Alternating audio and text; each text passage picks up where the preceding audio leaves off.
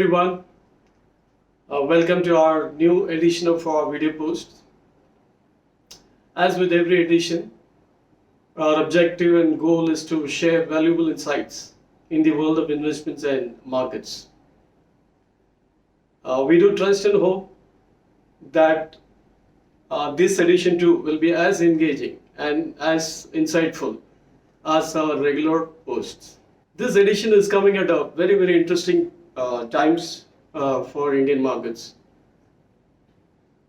For the first time in many months, the small and mid-cap stocks in Indian markets seem to have hit a pause button. The days of one-way rallies seem to have got over. You have more number of days in which the stocks are falling than rising. So the volatile times are back, and investors are bombarded with conflicting views and opinions on corrections, unwinding of end carry trade, and hard landing in US and whatnot. It's hard to ignore the constant stream of narratives, and in most of the cases, these narratives often lead investors to worry or confuse them, and in the worst case, mislead them to take very poor investment decisions.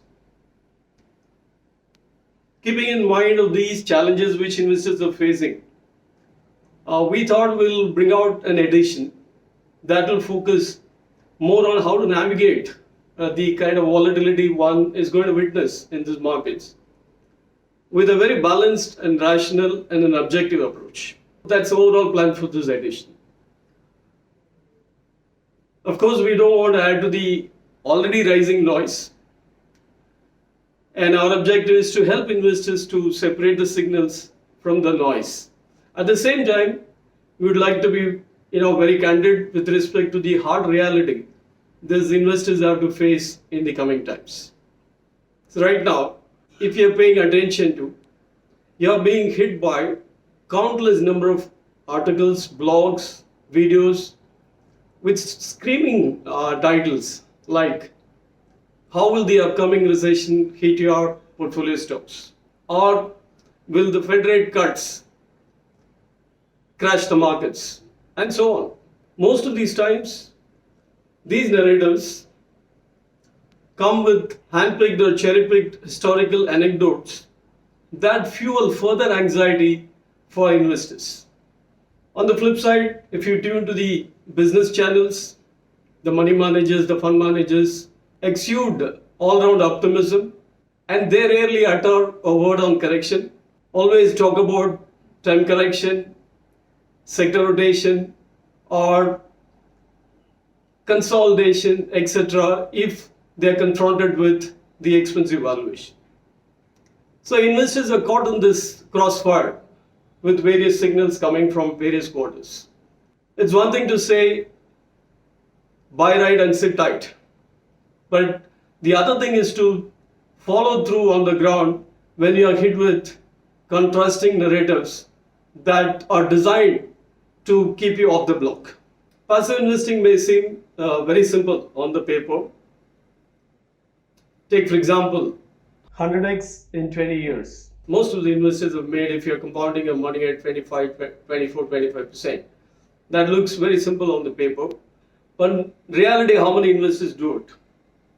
The challenge really comes in terms of staying put and staying the course during volatility and avoiding the temptation to timing in and timing out.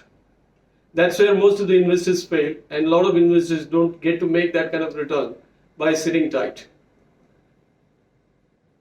So whenever they face corrections, most of the investors take that easy path of selling out, then with the hope that they will come back when the market recovers, which very rarely the investors are able to do. As a result, they miss out on the 2x, 3x rallies, which follow at a later stage post-corrections. Just to quote an example from Apple, between 2002 and 12, the stock went up by over 60 times. And one should not forget that in this period, almost 48% of the trading days the stock fell. So it's never a linear journey. Now coming back to our noise levels. Why is it suddenly there is increased noise levels in the social media uncorrection? There are two reasons for that. First one, the high valuations. The markets have been red hot and it's been one-way run for a very long time across the globe, US and Indian markets. So the investors expect markets to turn and they feel that the correction is inevitable. That's one reason. The second reason is the rising volatility. The recent unwinding of the end carry trade has rattled the investors. Alongside the soft economic payroll data coming from US. Just for those unfamiliar with end carry trade, this involves borrowing from low yield yen and investing in high yield dollar assets. This works as long as the yen weakens and the dollar index keeps strengthening because it overall boosts the returns of the carry trade. The challenge comes when the currency trade reverses.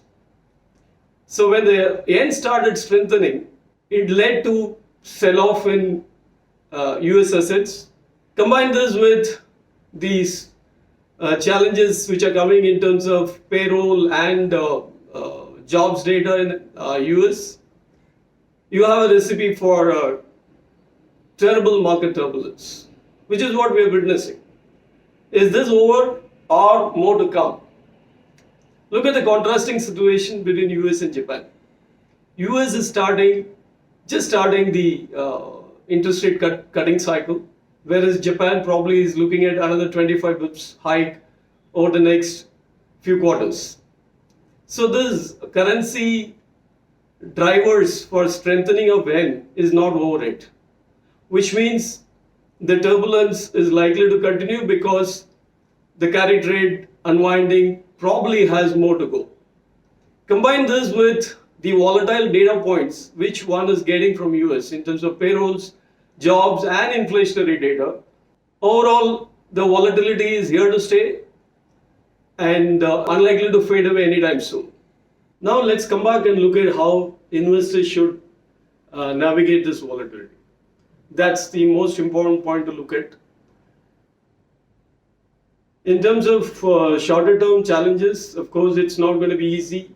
As we have conveyed, the markets will witness a lot more volatility in the coming times. But if one takes the longer term outlook for India in terms of strong and robust macro as well as the growth prospects, coupled with expected increased FI inflows because of dollar weakening, I think Indian markets would see a much higher levels in the longer term, though short term it's going to be rough ride for investors. So in this setting, how do investors plan to navigate these challenging markets? Should they just sit through the volatility, or is there a way to take the best out of the volatility at the same time stick to their core portfolio holdings for longer term compounding? We suggest a four-pronged approach, which is more balanced, which is more rational, and which is more objective.